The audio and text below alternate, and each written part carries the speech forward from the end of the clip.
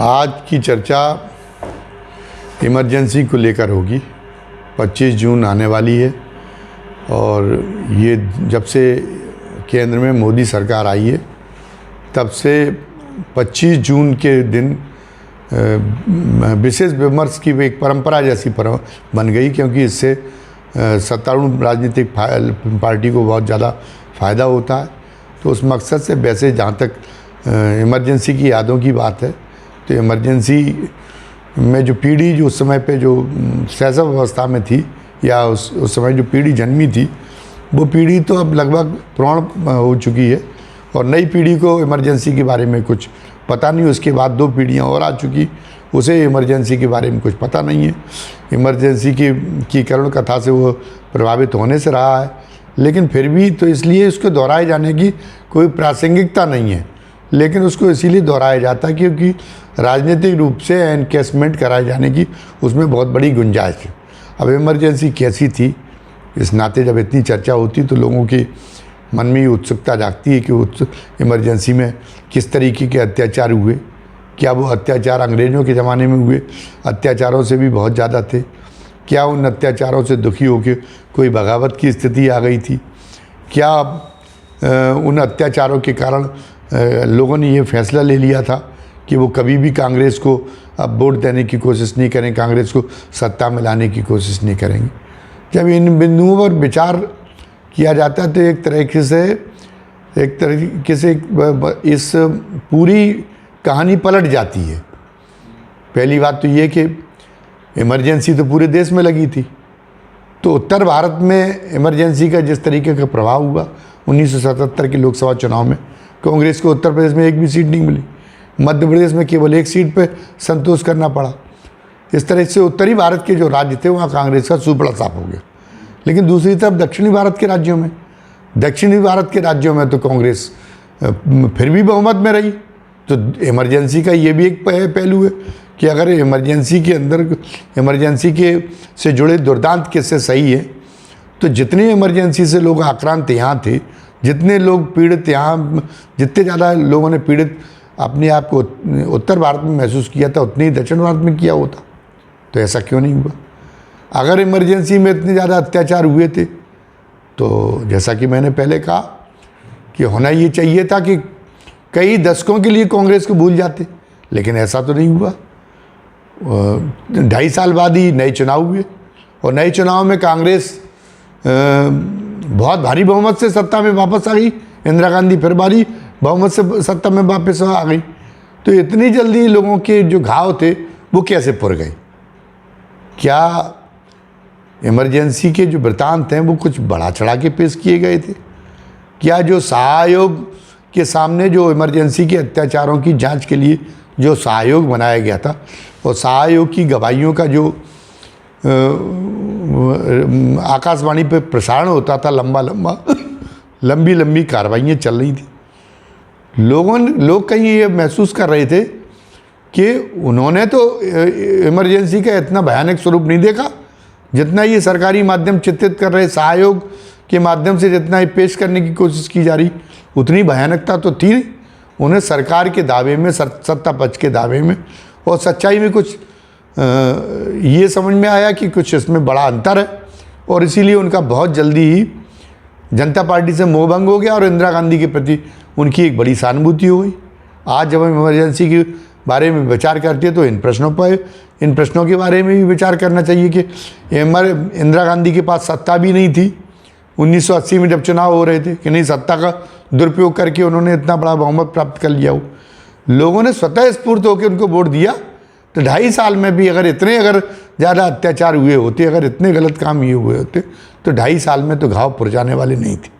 घाव तो बरसों तक रहते। अंग्रेज़ों के दिए घाव आज भी नहीं पुते। आज जो पीढ़ी, आज जो लोग मौजूद हैं, उनमें से किसी ने अंग्रेजी शासन को नहीं भोगा। केवल सुन के उनके मन में इतने गहरे घाव हो चुके कि वो भी आज भी अंग्रेज़ों को माफ़ नहीं कर पाते। तो ऐसी क्या बात हो गई कि कांग्रेस को इतनी जल्दी माफ़ कर दिया? ये सब पे विचार होना चाहिए। जहाँ तक मेरा प्रश्न है, इमरजेंसी के समय पे मैं जो है कॉलेज में मैंने कदम नहीं रखा था, और लेकिन मैंने जयप्रकाश जी के आंदोलन के बारे में सुना था।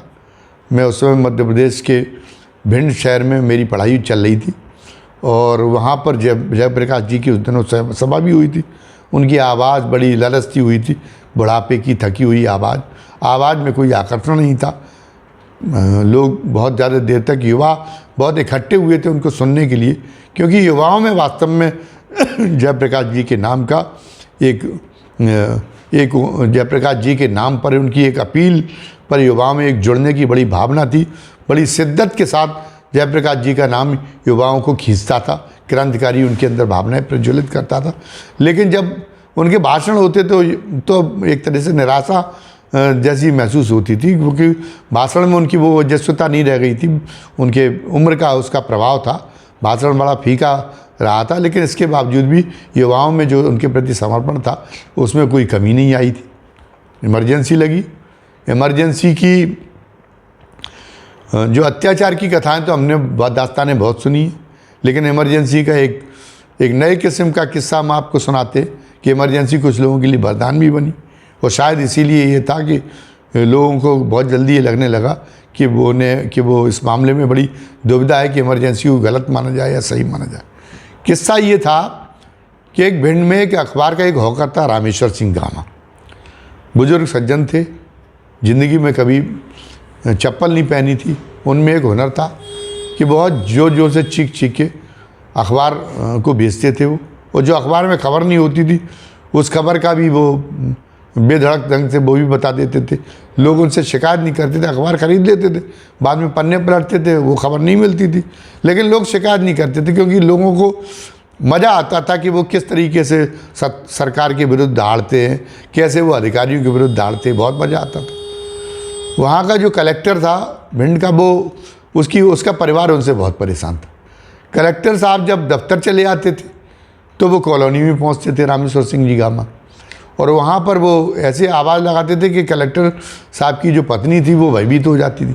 वो सोचती थी पता नहीं हमारे साहब पे कौन सी विपत्ति टूट गई।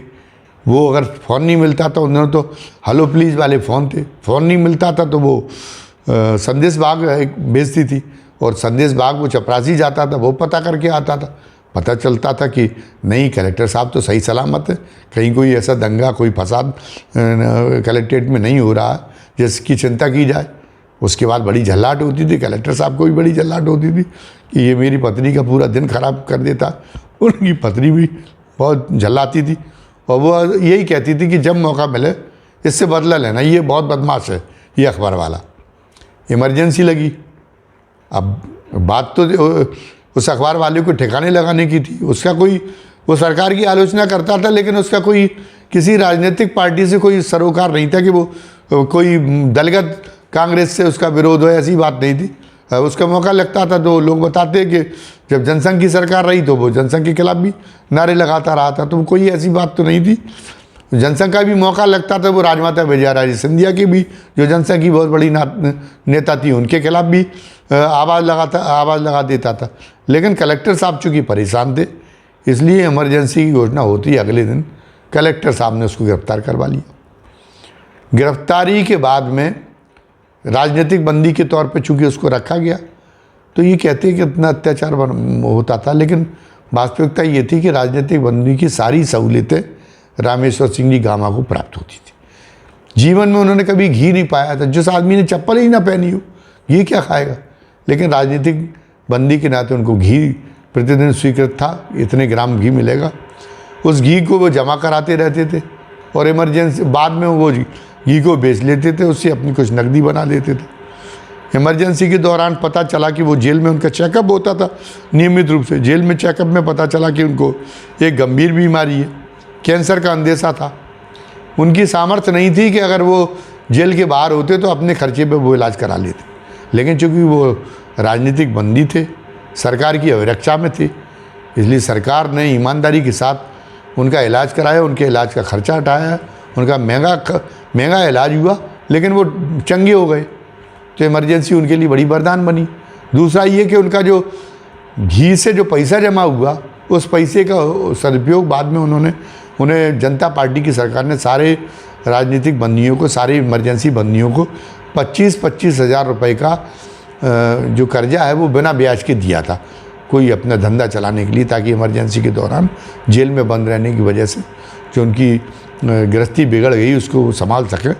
तो वो 25,000 रुपये वो मिले, और अपना घी को जो जमा कर देते थे उसका पैसा मिला, उससे उन्होंने प्रेस खोला, और वो प्रेस उनका बड़ा कामयाब हुआ। काफ़ी उनको जॉब वर्क मिला, उनको लोगों की सहानुभूति तो उनके प्रति थी, तो इस नाते उनको काफ़ी जॉब वर्क मिला।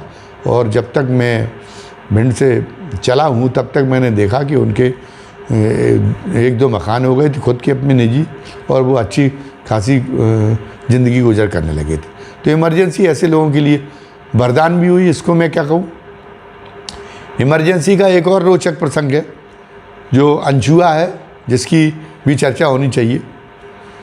इमरजेंसी के बाद, इमरजेंसी के दौरान एक भिंड में एक युवक था हसमत बारसी, वो स्कूलों में पहुंचता था कि उसकी रोज़ाना एक तरह से आदत में शुमार हो गया था किसी न किसी बात को लेकर जुलूस निकालना। कोई भी समस्या होती थी वो स्कूली बच्चों को इकट्ठा करता था और जिंदाबाद मुर्दाबाद करते हुए जुलूस निकालता था।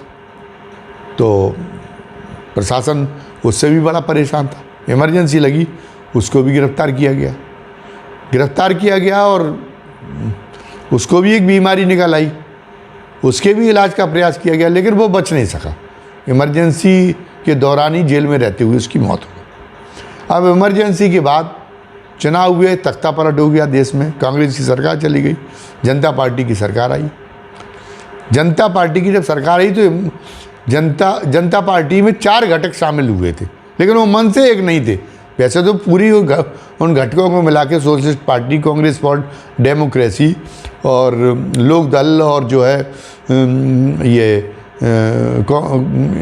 और जनसंघ को मिला के 4 ये घटक थे। चारों घटक में आपस में बड़ी ही खींचतान रहती थी, बहुत ही गुटबंदी चलती थी, बहुत एक दूसरे की काट करने की कोशिश करती।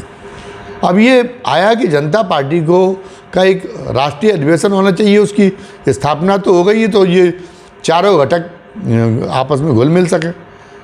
तो सोशलिस्ट बड़े दावेदार थे, लेकिन सोशलिस्टों को कोई चंदा देने वाला नहीं था, खर्चा बहुत आता था राष्ट्रीय सम्मेलन, राष्ट्रीय अधिवेशन कराने में। खैर, जनसंघ के पास चंदा देने वाले तो थे, लेकिन छोटे व्यापारी थे। जनसंघ को भी बड़ा उद्योगपति तो अभी भी कांग्रेस के प्रति हमदर्दी रखते थे, कांग्रेस से ही अनुरक्त थे वो तो। लेकिन जनसंघ के पास राजमाता विजयाराजे सिंधिया थी, जनसंघ घटक के पास। तो राजमाता विजयाराजे सिंधिया ने कहा अब कोई खर्चा नहीं उठा पा रहा तो मैं मेज़बान बनी जाती हूँ। उन्होंने कहा कराओ। उनके मध्य भारत जो उनकी रियासत थी उसी का शहर था उज्जैन, वहाँ पर जो है उन्होंने वो कराई, जनता पार्टी का अधिवेशन आयोजित कराया। और जनता पार्टी के अधिवेशन के लिए जो नगर बसाया गया, वो नगर का नामकरण जिस पर किया गया अटल जी के अत्यंत आग्रह पर, आज वो मुसलमानों को बहुत ही एक तरह से खलनायक के रूप में सारा भारतीय जनता पार्टी जो उसकी संतान है जनसंघ की, वो पेश कर रही। उसके पूर्वजों के बारे में विचार करिए। वो एक अनाम व्यक्ति था, अनाम युवक था, गुमनाम जैसा हसमत बारसी। उसकी राष्ट्रीय स्तर पर क्या, उसको मध्य प्रदेश में भी, पूरे मध्य प्रदेश में भी पहचानने वाले ज़्यादा लोग नहीं थे। वो भिंड स्तर का एक मामूली कार्यकर्ता था, लेकिन हसमत बारसी के नगर पे के नाम पे वो नगर बसाया गया जिसमें जनता पार्टी का पहला अधिवेशन हुआ। ये मतलब ये एक बात थी। और उन्हीं दिनों ये था कि जो हम कहते हैं कि वो कितना हिंदू और मुसलमानों की कितने भाईचारे का ख्याल रखते थे अटल जी, कि जब ये हुआ कि जनसंघ घटक को मोरारजी भाई के मंत्रिमंडल में ये कहा गया कि 4 कैबिनेट मंत्री आपको दिए जाते, अब आप नाम बताएं। तो उन्होंने 2 तो हिंदू नाम बताए, अपना और लाल कृष्ण आडवाणी का कैबिनेट के लिए, और 2 मुस्लिम नाम बताए, सिकंदर बख्त और आरिफ बेग। मतलब 50% का कोटा मुसलमानों के लिए दिया। आज की तारीख देखें तो कैसा लगता है, कैसा कि क्या कल्पना कभी की जा सकती है कि मुसलमानों की को इतनी बड़ी भागीदारी देने की वकालत जनसंघ ने जब मौका आया होगा तब की होगी। तो ये इमरजेंसी से जुड़े बहुत सारे वृत्तांत हैं। अगली बार मैं बताऊंगा कि इमरजेंसी के लगाने के पीछे क्या परिस्थितियाँ थी और वो निर्णय कितना जो है देश हित में था और कितना व्यक्तिगत हित में था, ये बताऊंगा। और क्या सरकारों को ये सौगंध ले लेनी चाहिए कि देश की परिस्थिति कैसी भी हो लेकिन आपातकाल घोषित नहीं करेंगे, ये भी बताएंगे। ख़ास तौर से जो वामपंथी दल, हालांकि अब कोई किसी गिनती में नहीं रह गए, लेकिन फिर भी मैं वामपंथी दलों से ये मतलब ये अगले इसका जो एपिसोड होगा उसमें पूछूंगा कि आप ये पाखंड क्यों करते हो। आपके यहाँ तो आपकी सरबारा की का अधिनायकत्व तो आपके में आपकी आइडियोलॉजी में शामिल है, एक फेज आना है सरबारा का अधिनायकत्व, तो आप ये क्यों अपने आप को बांधते हो कि हम जो है कभी भी आपातकाल जैसी देश के सामने चाहे जैसी परिस्थिति हो लेकिन आपातकाल लागू होने जैसी घोषणा का समर्थन नहीं करेंगे, अपने आप को क्यों मानते। खैर ये अगले एपिसोड में इस पर चर्चा होगी।